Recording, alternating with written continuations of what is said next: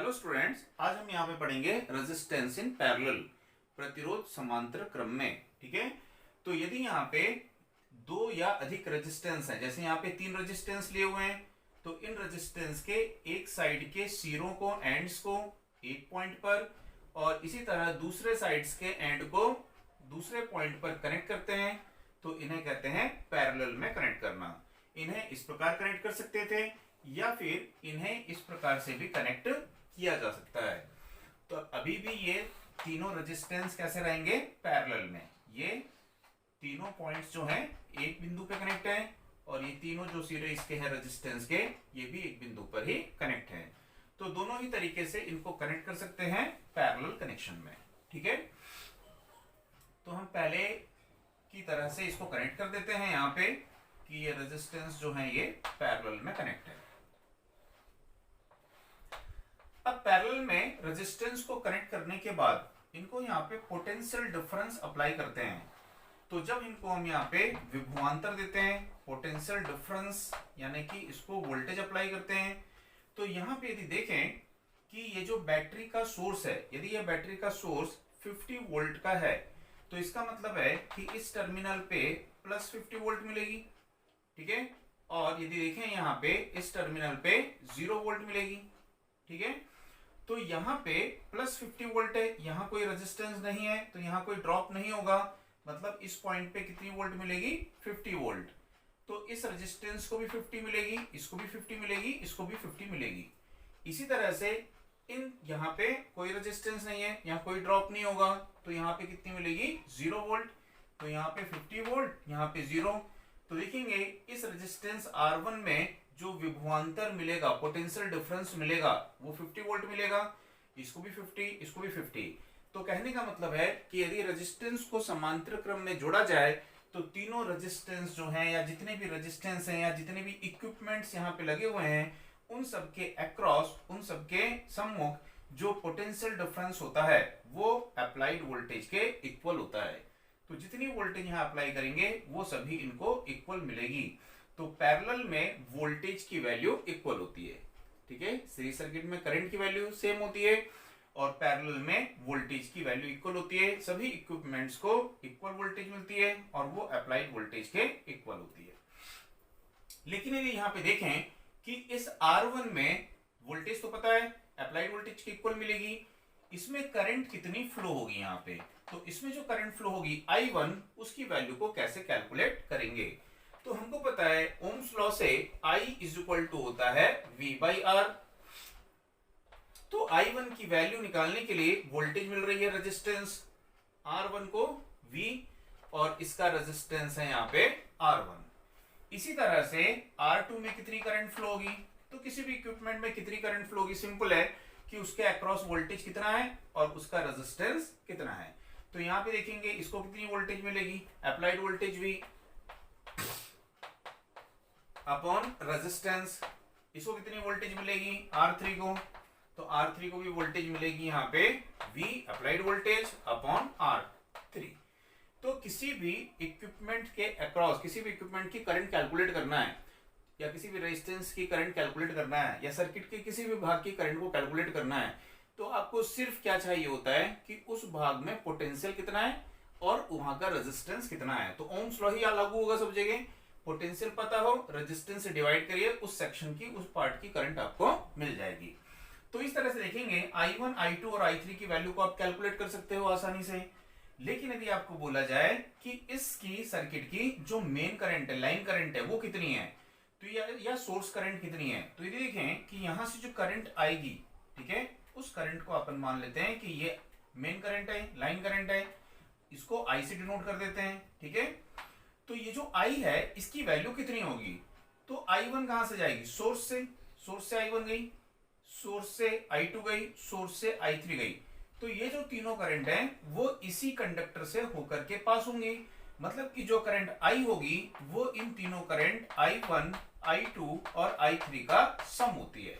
ठीक है, तो समांतर सर्किट में करंट एडिटिव होती है। ठीक है, तो यदि यहाँ पे देखें इस सर्किट की जो टोटल करंट है I, ये कितनी होगी? तो ये होगी I1 plus I2 plus I3। ठीक है, अब यदि हमको आई की वैल्यू को कैलकुलेट करना है तो हमने लिखा था V बाई आर। आई कैसे कैलकुलेट करते हैं? V बाई आर, मतलब इस सर्किट की जो टोटल करंट है, इस सर्किट का टोटल पोटेंशियल और इस सर्किट का टोटल रेजिस्टेंस, या बोल सकते हैं इस सर्किट की equivalent current, equivalent voltage divided by equivalent resistance होती है। ठीक है, तो I1 की वैल्यू क्या होगी? तो अब यहाँ पे लिखा है हमने, यहाँ पे उसी को यहाँ पुट कर देंगे। I1 की वैल्यू होगी VR1, ठीक है, VR2, I3 की वैल्यू होगी VR3। इन सब में क्या कॉमन दिख रहा है? तो सबको इन सब में वोल्टेज कॉमन लिख रही है, तो 1/R1, 1/R2 और 1/R3। तो यहाँ पे इसको कैंसिल कर दिए, तो 1/R, 1/R1, 1/R2 और 1/R3। तो इससे हमको क्या पता चला? तो इससे पता चलता है कि पैरेलल सर्किट में यदि रेजिस्टेंस की वैल्यू को कैलकुलेट करना है, रेजिस्टेंस की इक्विवेलेंट वैल्यू, रेजिस्टेंस की समतुल्य वैल्यू, कि इस सर्किट का इक्विवेलेंट या समतुल्य रेजिस्टेंस क्या है, तो वो है R, और इस फार्मूले से आपको निकालना पड़ेगा। ठीक है, तो सभी ब्रांच, सभी शाखाओं, सभी ब्रांच के रेजिस्टेंस का रेसिप्रोकल लोगे और उनका सम ऑफ रेसिप्रोकल क्या होगा? यहाँ पे रेसिप्रोकल ऑफ इक्विवेलेंट रेजिस्टेंस होता है। ठीक है, अब यहाँ पे सबसे इंपॉर्टेंट क्या है? तो सबसे इंपॉर्टेंट यहाँ पे है कि पैरेलल में जब रेजिस्टेंस को कनेक्ट करते हैं तो सर्किट का जो इक्विवेलेंट रेजिस्टेंस होता है उसकी वैल्यू वहां पे कम हो जाती है। ठीक है, कैसे? तो इसको इस प्रकार से समझिए कि सपोज मान लीजिए इस सर्किट में ये रेजिस्टेंस है 1 ओम, ये रेजिस्टेंस है 10 ओम और इस रेजिस्टेंस की वैल्यू है 100 ओम। अब यदि बोला जाए कि इस सर्किट का इक्विवेलेंट रेजिस्टेंस क्या होगा, इसका समतुल्य प्रतिरोध क्या होगा, तो वो इस सर्किट के सबसे छोटे रेजिस्टेंस कितना है? ये 1 ओम, 1 ओम से भी कम रहेगा। बात समझ में आई? तो इसका मतलब है यदि अलग अलग वैल्यू के रेजिस्टेंस को पैरेलल में कनेक्ट करते हैं, समांतर में जोड़ते हैं, तो सर्किट का रेजिस्टेंस कम होते जाता है। कितना कम हो जाएगा? तो समांतर में, पैरेलल में जितने भी रेजिस्टेंस कनेक्ट हैं उनमें सबसे छोटा जो रेजिस्टेंस होगा उसकी वैल्यू से भी कम होगा। तो जैसे क्वेश्चन यदि एग्जाम में इस तरह से पूछ लिया कि भाई सर्किट में पैरेलल में रेजिस्टेंस लगे हैं R1, R2, R3, ठीक है, R4, इस प्रकार से रेजिस्टेंस पैरेलल में कनेक्ट हैं। अब वैल्यू तो दिया हुआ नहीं है। अब पूछेगा कि सर्किट का इक्विवेलेंट रेजिस्टेंस होगा, तो ऑप्शन दिया कि R1 के इक्वल होगा, या बोलेगा R2 के इक्वल होगा, या बोलेगा R3 के इक्वल होगा। ठीक है, इस तरह से पूछा, या बोलेगा लेस देन R1 होगा। तो यदि बोला लेस देन R1 है तो वही आंसर सही होगा। तो यदि आपको बोला कि सर्किट का जो इक्विवेलेंट रेजिस्टेंस होगा वो लेस देन R1 होगा, तो यही आंसर सही होगा, क्योंकि R1 यहाँ पे, सॉरी, लेस देन R4 होगा, लेस देन R4 होगा, यही आंसर सही होगा, क्योंकि R4 जो है वो यहाँ पे सबसे छोटा रेजिस्टेंस है। तो यहाँ पे आंसर क्या सही होगा कि इस क्वेश्चन में यदि बोला गया सबसे छोटा रेजिस्टेंस कौन सा है? R4, और ये सभी पैरेलल में कनेक्ट हैं, तो इस सर्किट का इक्विवेलेंट रेजिस्टेंस कितना होगा? लेस देन R4, R4 से भी छोटा होगा। ठीक है, दूसरा यहाँ पे यदि देखें कि 1/R पढ़े थे क्या होता है? कंडक्टेंस। तो इस सर्किट का टोटल कंडक्टेंस, तो ये फर्स्ट ब्रांच का कंडक्टेंस, सेकंड ब्रांच का कंडक्टेंस और थर्ड ब्रांच का कंडक्टेंस। तो इसका कंडक्टेंस निकाल लेंगे G1, G2, G3 और तीनों को डायरेक्ट ऐड कर देंगे तो इस सर्किट का टोटल कंडक्टेंस मिल जाएगा। यानी कि समांतर सर्किट में कंडक्टेंस डायरेक्ट ऐड होते हैं, एडिटिव होते हैं। दूसरा, इस सर्किट में जो ओवरऑल पावर है, इस सर्किट की जो कुल पावर है वो क्या होगी? तो पावर भी एडिटिव होती है, डायरेक्ट ऐड होती है। ठीक है, सीरीज में बताया था पावर कंजम्पशन ऐड होता है, जितनी पावर खर्च करेगा इक्विपमेंट वो ऐड होता है। लेकिन पैरेलल में डायरेक्ट अपन पावर रेटिंग को ऐड कर सकते हैं। जैसे सपोज मान लीजिए कि ये जो इक्विपमेंट है इसकी पावर रेटिंग है 100 वॉट, इसकी पावर रेटिंग है 200 वॉट और इसकी पावर रेटिंग है 300 वॉट। तो इस सर्किट की ओवरऑल पावर कितनी होगी? तो बोल सकते हैं 100 प्लस 200 प्लस 300। ठीक है, तो डायरेक्ट बोल सकते हो 600 वॉट पावर रेटिंग है।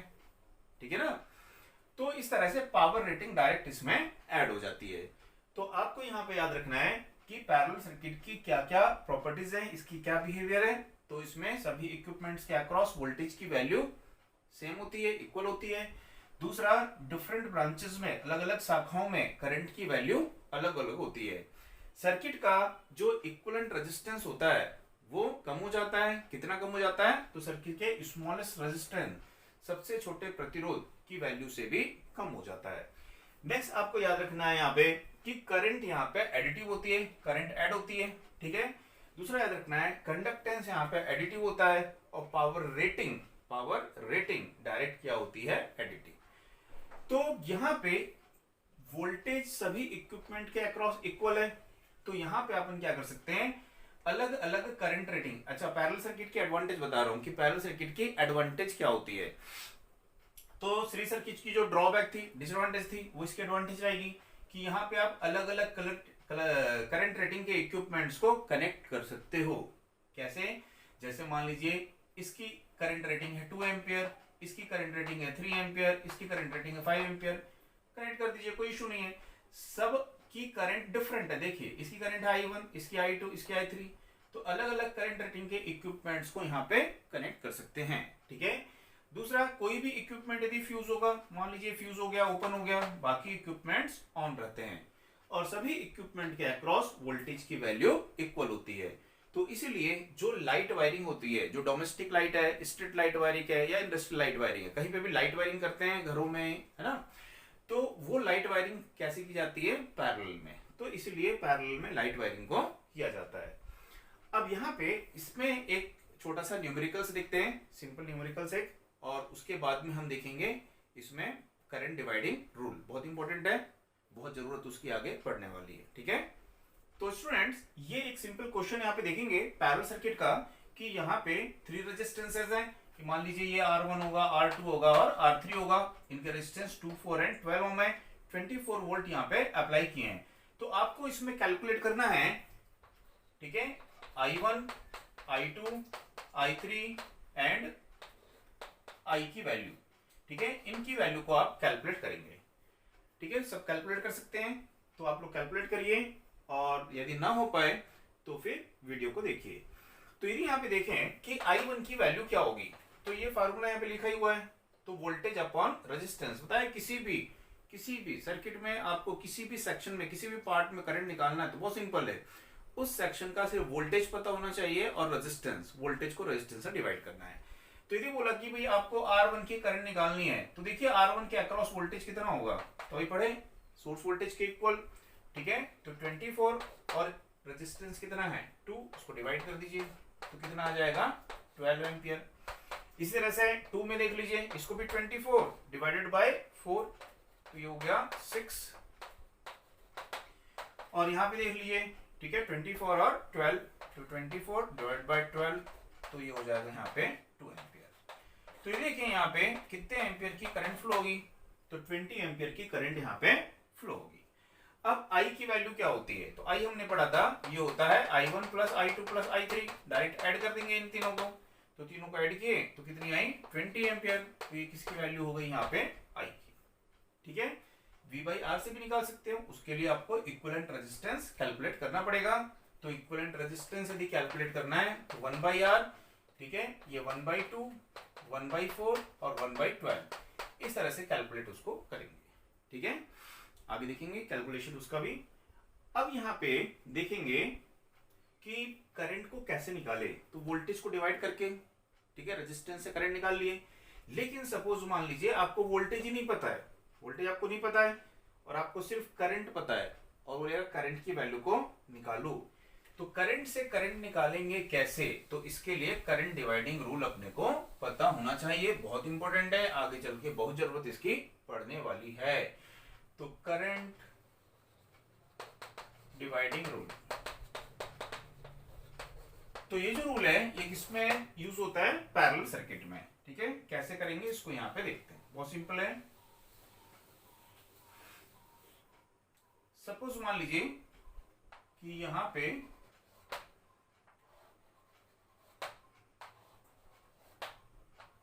इस प्रकार से ये रेजिस्टेंस है, ठीक है। अभी 2 ही लेते हैं शुरू में, फिर 3 का बताएंगे, पहले 2 का बता देते हैं। और यहाँ पे वोल्टेज अप्लाई नहीं किए हैं, एक रेजिस्टेंस है R1, दूसरा रेजिस्टेंस है R2, और बोला कि ये करंट है इसकी यहाँ पे main current, line current I है। अब इसमें जो करंट फ्लो होगी I1, इसमें करंट फ्लो होगी I2, इसकी वैल्यू निकालो।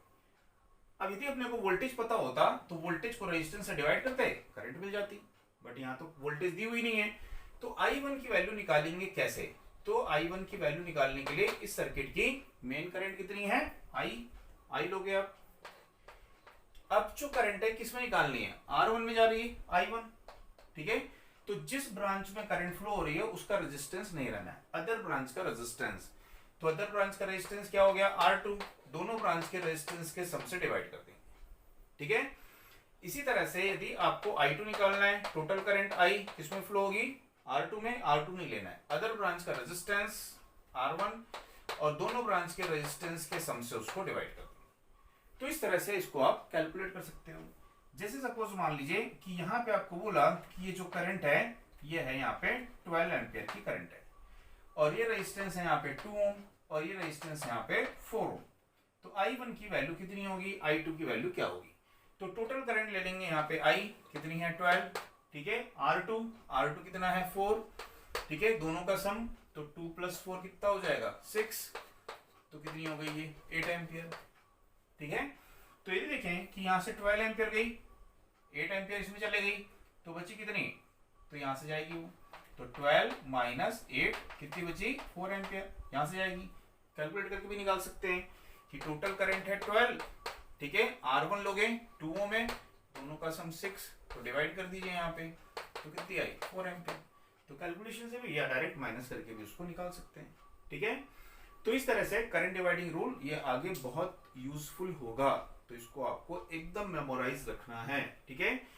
दूसरी चीजें अब यहाँ पे देखते हैं, यदि 3 रेजिस्टेंस होंगे तो क्या करते हैं, ठीक है, क्योंकि माइंड में क्वेश्चन आता है सर 2 का तो बता दिए, 3 होगा तो कैसे करेंगे। वैसे 2 तक ही बहुत यूजफुल होता है, 3 का उतना आपको यूजफुल नहीं रहेगा, इसको याद रखिए ना, 2 का याद रखना आपको बहुत जरूरी है, 3 का याद रखने की जरूरत उतना नहीं है, लेकिन मैं आपको बता देता हूँ,